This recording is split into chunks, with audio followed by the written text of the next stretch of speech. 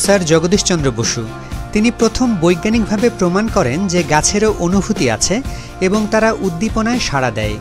এই আবিষ্কারের জন্য তিনি ফ্রেস্কোগ্রাফ নামে একটি যন্ত্র তৈরি করেন যা উদ্ভিদের বৃদ্ধি রেকর্ড করতে পারত। তিনি মাইক্রোওয়েভ বা অতি ক্ষুদ্র তরঙ্গ নিয়ে গবেষণা করেন। 1994 সালে সফলভাবে বেতার তরঙ্গ এক স্থান থেকে অন্য স্থানে প্রেরণ করেন। তিনি দেখিয়েছেন যে উদ্ভিদের সাড়া দেওয়া রাসায়নিক নয়, বরং বৈদ্যুতিক। 1917 সালে তিনি কলকাতায় বসু বিজ্ঞান মন্দির বা বসু ইনস্টিটিউট প্রতিষ্ঠা করেন, যা এশিয়ার প্রথম আন্তঃবিভাগীয় গবেষণা কেন্দ্র ছিল। তাকে বাংলা কল্পবিজ্ঞানের জনক হিসেবেও বিবেচনা করা হয়। তিনি একজন প্রত্নতত্ত্ববিদও ছিলেন এবং প্রত্নতত্ত্ব নিয়ে গবেষণা করেছিলেন। বিক্রমপুর পরিক্রমার এই অংশে আমরা এখন আছি রাড়ীখাল। এটি স্যার জগদীশচন্দ্র বসুর পৈতৃক বাড়ি। আমরা আজকে এই বাড়িটি ঘুরে দেখব এবং আপনাদেরকে দেখাবো বাড়িটির বর্তমান অবস্থা। তো চলুন সামনে এগোনো যাক।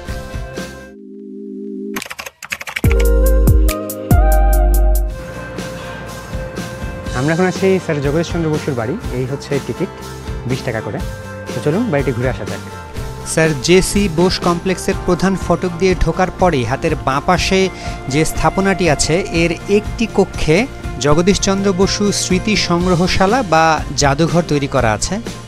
এখানে স্থান পেয়েছে ওনার বিভিন্ন গবেষণার তথ্যসমূহ, ওনার বিভিন্ন স্থান থেকে পাওয়া সম্মাননা, বিভিন্ন বিশেষ বিশেষ ব্যক্তির সাথে ওনার তোলা ছবি এবং পারিবারিক ছবি। একটিমাত্র কক্ষে কোণঠাসা করে এসব মূল্যবান তথ্যগুলি রাখা হয়েছে। আমার কাছে মনে হয়েছে এটি যথেষ্ট নয়। স্থান স্বল্পতার কারণে হয়তো অনেক কিছুই এখানে দেখানো হয়নি। ওনার ব্যবহার্য কোনো কিছুই এখানে আমরা দেখতে পাইনি। ছোট্ট একটি ঘর জাদুঘর হিসেবে ব্যবহার করার কারণে এখানে খুব বেশি লোকজন একত্রিতভাবে ঢুকতে পারে না। ভেতরে জায়গা খুব কম হওয়াতে খুব বেশি লোক এখানে দাঁড়িয়ে থাকতে পারে না। সবাইকে হাঁটা পথে দেখতে দেখতে বেরিয়ে যেতে হয়।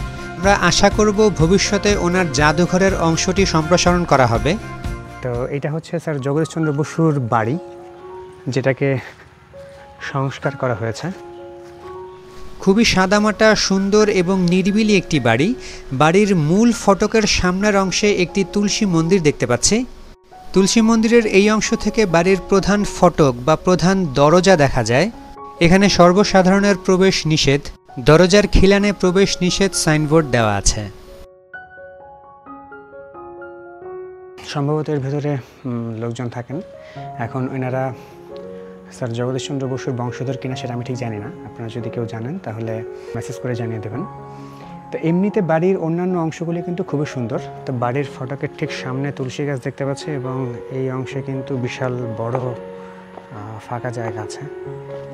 বাড়িটা সুন্দর ঘুরতে আসার জন্য যারা ঢাকার আশেপাশে নিরিবিলি একটি জায়গা খুঁজছেন, নিরিবিলি ঘোরার জন্য, বা বাচ্চা কাচ্চা নিয়ে আসবেন বা ফ্যামিলি মেম্বারদের নিয়ে আসবেন, তারা চাইলে স্যার জগদীশচন্দ্র বসুর বাড়িতে আসতে পারেন। জায়গাটা যথেষ্ট নিরিবিলি, একটু পার্কের মতো অবস্থা আছে। আমরা ওই দিকটার অংশে কিন্তু কিছু কংক্রিট দিয়ে তৈরি করা প্রাণী দেখতে পাচ্ছি। আর এইখানে একটা পুকুর, পুকুরের বিভিন্ন জায়গায় এরকম বসার অংশ আছে। আমরা যদি পুকুর ঘাট দিয়ে সামনের দিকে একটু পুকুরটা দেখার চেষ্টা করি।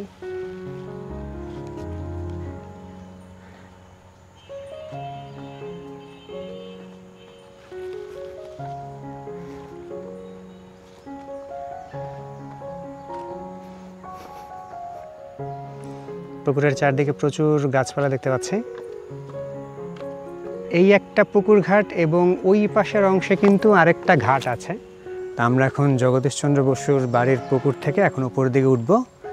তো বাড়ির সামনের অংশে কিন্তু সুন্দর পার্কের মতো একটি ব্যবস্থা করা আছে। এখানে কিছু প্রাণী তৈরি করা আছে।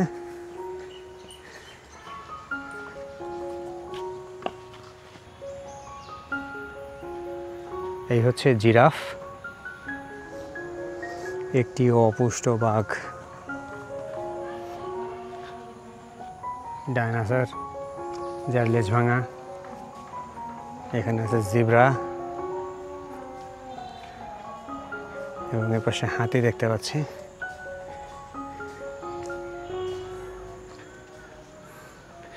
দাঁত ছাড়া হাতি, সম্ভবত দাঁত কেউ ভেঙে ফেলছে। জায়গাটা সুন্দর এবং নিরিবিলি, আপনারা চাইলেই ঘুরতে আসতে পারেন। পুরো এলাকাটা বড় বড় গাছে আচ্ছাদিত। প্রায় প্রত্যেক জায়গাতেই এরকম বসার স্থান করে দেওয়া আছে। শিশুদের মনোরঞ্জনের জন্য সিমেন্ট দিয়ে তৈরি কিছু প্রাণী তৈরি করাও আছে। আর এই পাশের অংশটাতে আমরা খুব সুন্দর একটি কাঠের ব্রিজ দেখতে পাচ্ছি। ব্রিজটি হেঁটে পার হতে খুবই চমৎকার লাগে।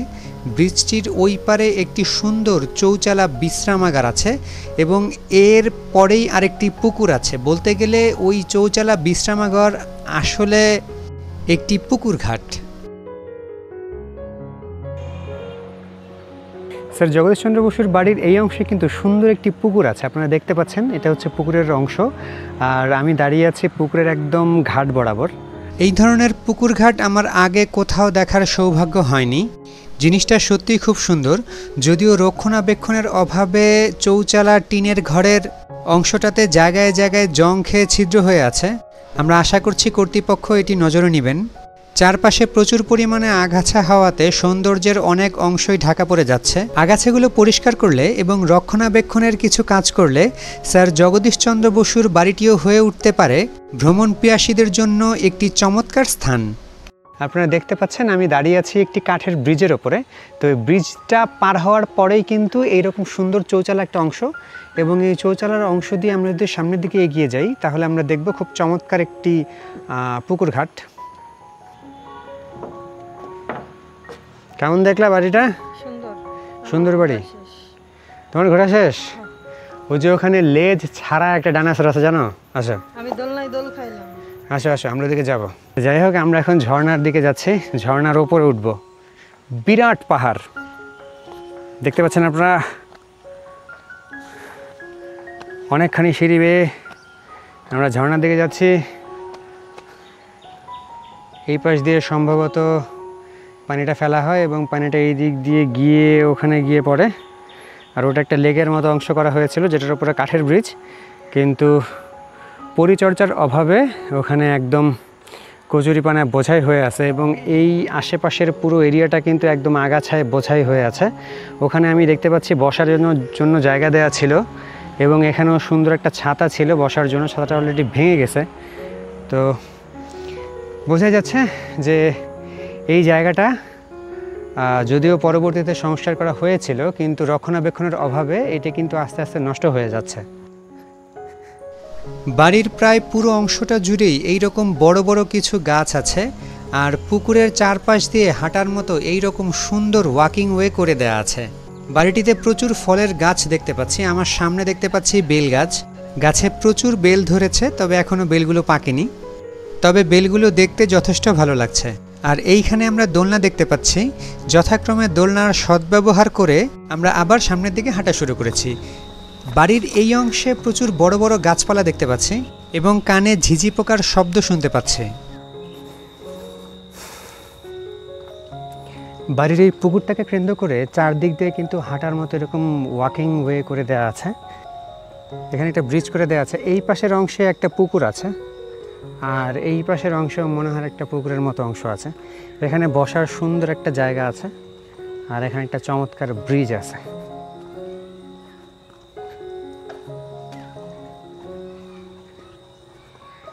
তো জিনিসটা দেখতে সুন্দর।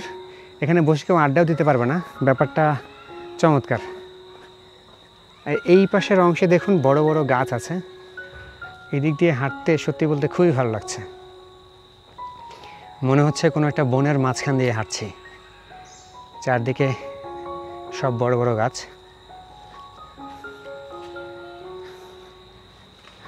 মোটামুটি বড় বড় গাছ চারদিকে। এই বিষয়টা ভালো লাগছে।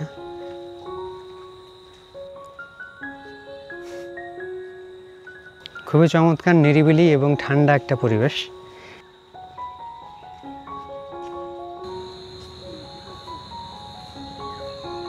এই ছিল স্যার জগদীশচন্দ্র বসুর বাড়ি। আমরা এখান থেকে চলে যাচ্ছি। দেখা হবে অন্য কোথাও, অন্য কোনো চমৎকার লোকেশনে। ততক্ষণ পর্যন্ত ভালো থাকুন। আমাদের চ্যানেলটিকে সাবস্ক্রাইব করে রাখুন। লাইক, কমেন্ট, শেয়ার দিয়ে আমাদের পরবর্তী ভিডিও তৈরিতে উৎসাহিত করুন। ধন্যবাদ।